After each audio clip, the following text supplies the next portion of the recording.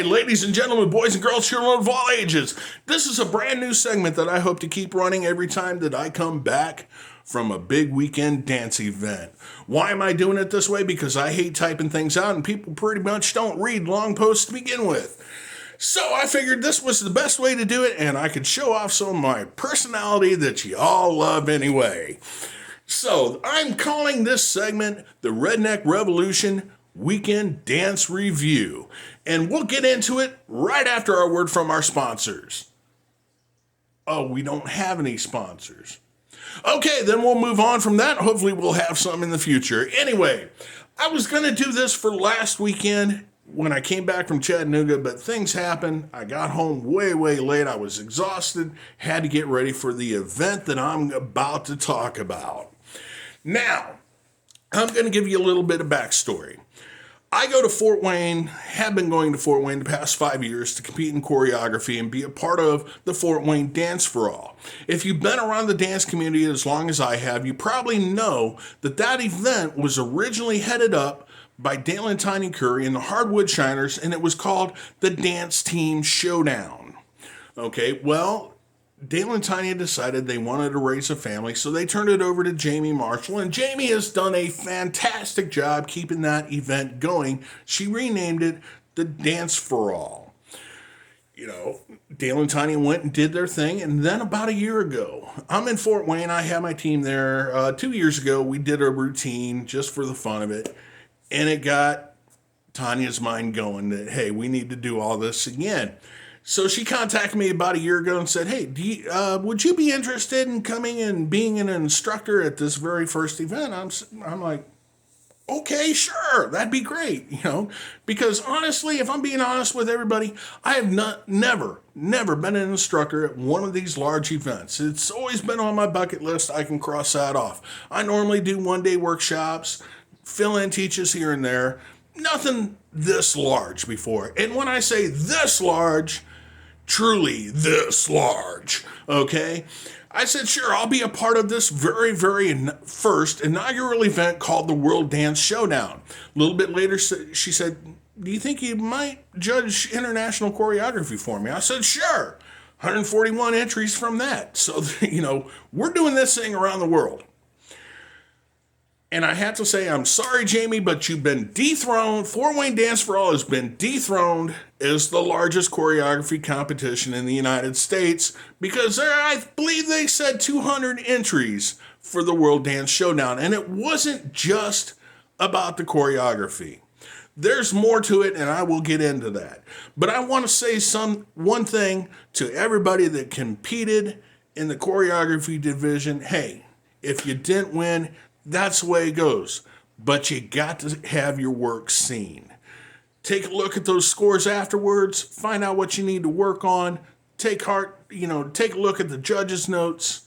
Improve. Come up to Fort Wayne, because you might even have to go up against me. Anyway, I digress. What else did this thing have other than choreography? It had teams. Now, Fort Wayne started teams last year. They wanted me to be a part of that, but I had other things going on, But I will say, and I have to give a shout out, Canada, you were representing. You were represented. Stomptastic. I have been in this business for a long time. I have had dance teams. I have never seen that large of a dance team before at one of these events. I think there was over 20 people on Stomptastic, and man, they brought it. So they threw down the gauntlet and said, come at us, boys. And they did a fantastic job. They took top honors across the board. They were the grand champion. And I hope to see them at Fort Wayne because you never know, some outlaws might show up. For at least one division anyway. Little plug for my team there. But what else did we have other than the team competition and the choreography competition? We had couples competition. Two-step, swings, waltz.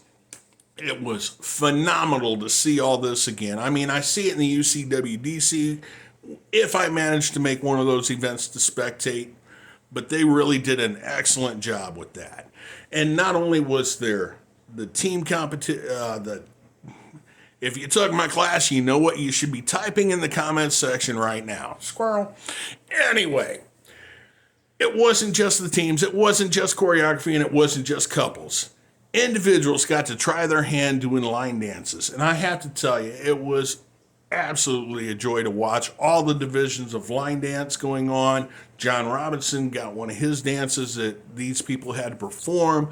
They did an excellent job with that. But the highlight for me was having my waltz ebb and flow as part of the legacy division. And the three women out there, man, it was emotional for me to see that. Because, yeah, aces and eights, I've got to see competition videos. I've never got to see my dance performed live for a competition. And that was something else. But what else was there at this event that made it so wonderful? Not just how Dale and Tanya and their entire crew, big kudos to you guys. I know it was an exhausting weekend for you, but instructors. You had John Robinson. You had Jamie Marshall, Donna Caudell. I can't even begin to name all the top names that were at this event teaching. And of course, there were some brand new faces to the event world too. And I was just in awe. It was hard for me to really get myself involved in it because it was my very first time doing one of these large events. I had to stand back and soak everything in because there was so much to see and so many things to observe. I got to see a 15-year-old in the choreography competition do an excellent job showing off his... I tell you what, at 15 years old, I would never have thought of creating a line dance. This young man did it, and I tell you, Nathan, you're going to be a superstar one of these days. Guarantee it. And it wasn't just that. We had Big Sexy Rob from Indianapolis as one of the MCs. Absolutely entertaining, fun, great guy to watch, listen to. And of course, my superstar that showed up to this event that I tell you what, in a few years, her name is going to be mentioned right along Joe Thompson, Rachel White, and Madison Glover. Miss Red Boots on the dance floor herself, Selena Mandor. I hope I pronounced that. Please don't shoot me if I didn't say it correctly. And if I didn't say it correctly and you know how to properly pronounce that, you know what you should be typing in the comments section right now. But I guarantee she is going to be part of the dance royalty in the future. Don't take my word for it. Event directors, you need to hire her and see it for yourselves. Anyway, again, this was a huge event. Excellent event directors out there. I'm going to tell you right now, you got your work cut out for you. If you want to keep up with what Dale and Tanya have got going on, especially Tanya, because she really did all the organization on this, and with Dale's help, of course, and her entire team, man, it was something else. And I'll tell you what, even if I don't get invited back as an instructor, I may come back. Tinker, be quiet. That's my cat in the background. That's actually my new sponsor. Anyway, if I'm not back as an instructor, I hope to come back next year as a competitor. And please, please, please, everybody, put this one on your calendar. It is going to be one of the best events you ever get to. We'll catch you all later.